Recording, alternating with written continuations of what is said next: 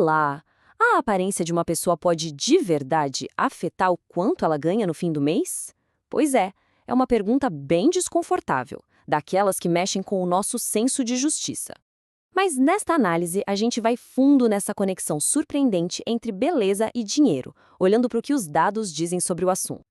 Então vamos lá, direto ao ponto, sem rodeios. A pergunta é essa, por mais esquisita que pareça: pessoas consideradas menos atraentes deveriam ganhar menos? Olha, a primeira reação de quase todo mundo é um claro que não, que absurdo, e faz todo sentido. Mas, quando a gente para olhar as pesquisas, os números do mundo real, a história fica bem mais complexa. É aí que o nosso ideal de justiça bate de frente com a realidade. Bom, para a gente conseguir responder essa pergunta principal, primeiro a gente precisa combinar o que estamos chamando de beleza. Será que é só uma questão de gosto, aquela coisa de cada um tem o seu? Ou será que existem, sim, alguns padrões por trás disso tudo? E aqui a fonte traz uma separação bem interessante. De um lado tem o que é lindo. Pensa em algo puramente visual, uma harmonia de formas, sabe? Do outro lado tem o que é bonito. E aí a coisa fica mais profunda. O bonito junta essa aparência agradável com qualidades de caráter, tipo bondade, nobreza. Sabe aquele ditado da avó? Por fora bela viola, por dentro pão bolorento. Então, ele resume perfeitamente essa ideia. É a imagem clássica de uma aparência incrível, mas que esconde um vazio por dentro. Mostra bem que o lindo pode ser só superficial. Mas espera aí, não é só opinião, não. A fonte aponta para algo chamado proporção áurea. É basicamente uma matemática da beleza, um princípio que diz para o nosso cérebro o que é harmonioso. Em questão de segundos, sem a gente nem pensar, nosso cérebro analisa um rosto e decide se ele é belo ou não. É quase objetivo. Certo. Então já temos uma ideia melhor do que é o belo. Agora, a pergunta de $1 milhão. Como isso se aplica no mundo do trabalho? Bom, se prepare, porque os números são, bem, desconfortáveis. Dá uma olhada nesse número. 15%. Segundo a economista Eva Sieminska, pessoas consideradas atraentes podem chegar a ganhar 15% a mais que os colegas. Pensa no que isso significa no salário no final do mês. É uma diferença gigantesca.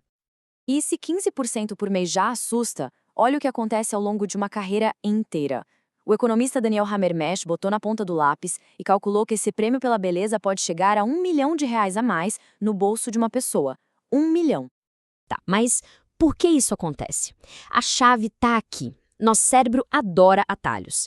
E um deles é associar beleza com coisas boas, tipo competência, honestidade, confiança.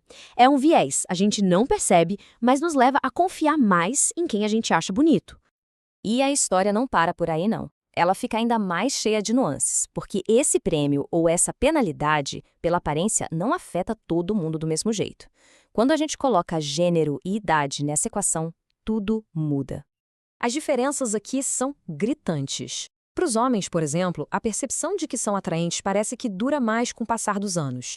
Mas, curiosamente, a multa por não ser considerado atraente parece ser mais pesada para eles. Já para as mulheres entra outro fator na conta, a tal da janela reprodutiva, que pode acabar forçando decisões de carreira de um jeito que não acontece com os homens. Ok, a realidade é essa, um campo minado. A pergunta então é, como as pessoas navegam nisso? Aí a discussão sai do problema e vai para a prática. A gente começa a falar da aparência como uma estratégia, como uma forma de comunicação. A fonte defende uma ideia bem forte. Ninguém se veste só para si mesmo. A moda, a roupa que a gente usa, é uma ferramenta social.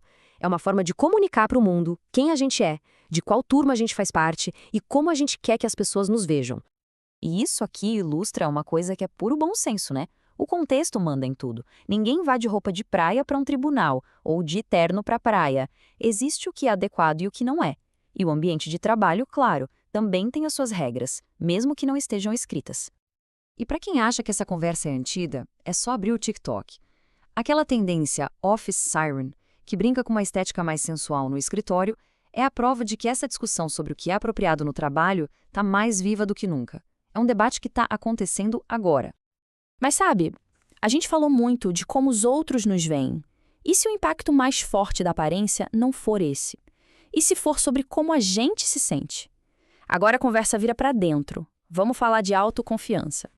A fonte descreve um ciclo super poderoso. Pensa assim, uma pessoa se sente bem com a aparência e a autoestima sobe. com a autoestima lá em cima, vem mais confiança. Com mais confiança, o desempenho melhora, a pessoa topa mais desafios e os bons resultados alimentam de volta a autoestima. A roda começa a girar, mostrando como o que está fora impacta o que está dentro. E para a gente fechar, uma reflexão que é de arrepiar. No fim das contas, talvez a questão não seja o julgamento dos outros ou o dinheiro. Talvez seja sobre o nosso próprio potencial. Ver a beleza e a força não como ferramentas para ganhar algo, mas como uma capacidade que já existe dentro da gente e que precisa ser descoberta. Fica a pergunta no ar, né? O quanto a gente está de fato explorando o nosso próprio potencial?